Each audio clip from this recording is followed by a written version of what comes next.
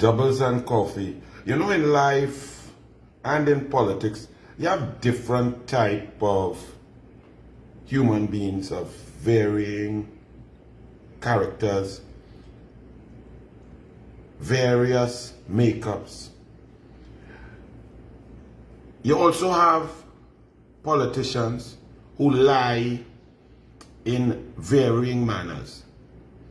You have like the Colmimbot, who has an ability to take statistics and twist it in a way that may make sense to you, but it doesn't tell the truth, the whole truth, and nothing but the truth. He gives some secondary rationale for his misinformation. That's the Colmimbot way.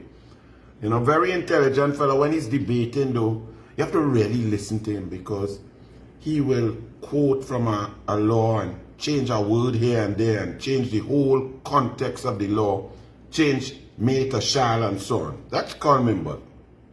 You may have a politician who just don't know what they're doing and they just out of the depth, they're clueless, they can't listen, they have no advisor, they have no history, they read nothing and they know nothing, and when they come out, somebody just tell them say something and they just say it.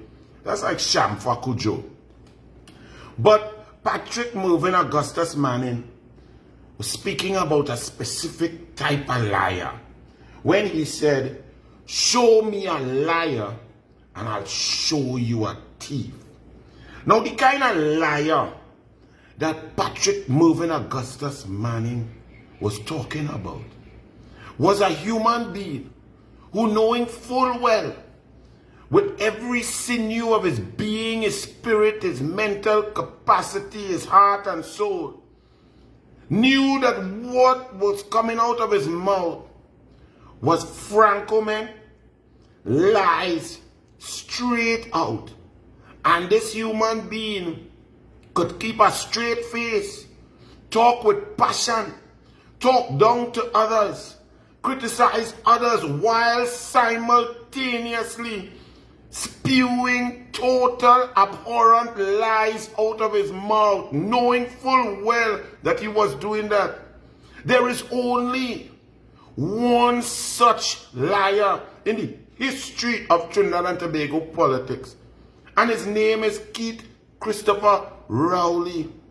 Just go to Emailgate, go back to 2013, May 20th, and read the Hansard. Look at the video.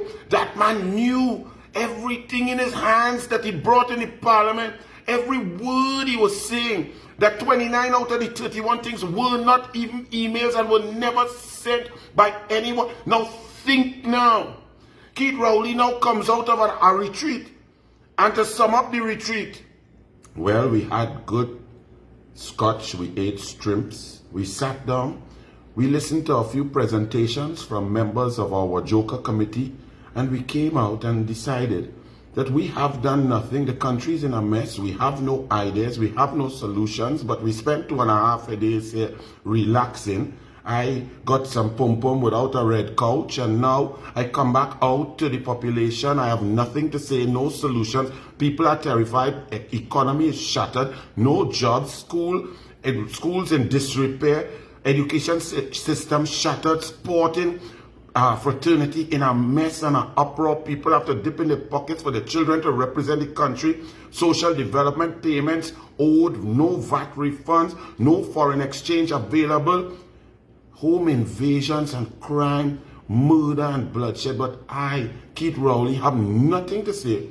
But I've lasted 8 years like this, so let me go strong.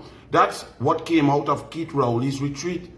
But Keith Rowley had, think about this.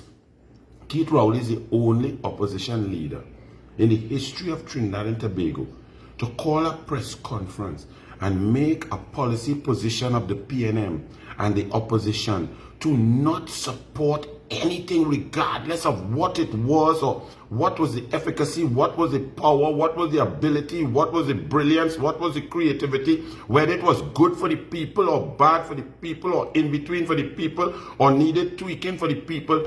Keith Rowley is the only opposition leader in the history of Trinidad and Tobago to state categorically a policy decision taken by himself to not support the government in anything they bring, to freeze them out and not support them regardless of whatever it is until they demit office.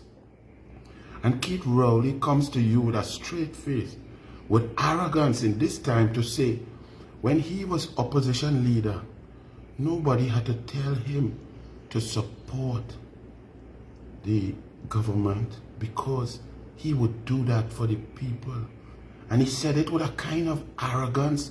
If you look at the video, it appears that he even believes what he's saying. This is a kind of pathological sickness that should be worrying to each and every one of you. Let me ask you this. If you're banking in a bank, whether Republic, Full Citizens, Scotia, or Royal Bank, whatever bank, and your bank manager, who is in charge of all your money, your investments, your saving accounts, your mortgages, your ability to get foreign exchange, and you realize time after time again that your bank manager is a franco-ment liar, that you deposit $12,570 and he tell you deposit $1,257. That you tell him that your loan that you signed, you took out a $1.2 million loan to purchase a house, and he tell you at 6% interest, and he say, no, look at the paperwork, I was there, I'm the one who did it. You borrowed 2.5 at 13.65%, and your savings account that you thought you had $700,000 in it, there is only $70, and you keep catching this man, your bank manager in charge of your money, making decisions to invest in your money in mutual funds. He said the mutual fund and the annuity, it did not grow. But you see in your neighbor and so on, your friends who did the same thing, them went up 6.2% over 8 years. And he telling you, your portfolio lost money, it diminished by 75%. And your savings are shattered and gone, and your future is in jeopardy. You will still have that pathological, lying bank manager in charge of your money? Well, let me tell you something. A prime minister has more control over your life, your money, your safety, your family, your children than any bank manager or financial institution. And right now, you all have a sick, pathological liar in charge for 8 years. And you want to know where the money gone? Well, I can't help you. It's Patrick Manning who said, show me a liar and I will show you a thief. Rowley is a franco-ment liar. Bless.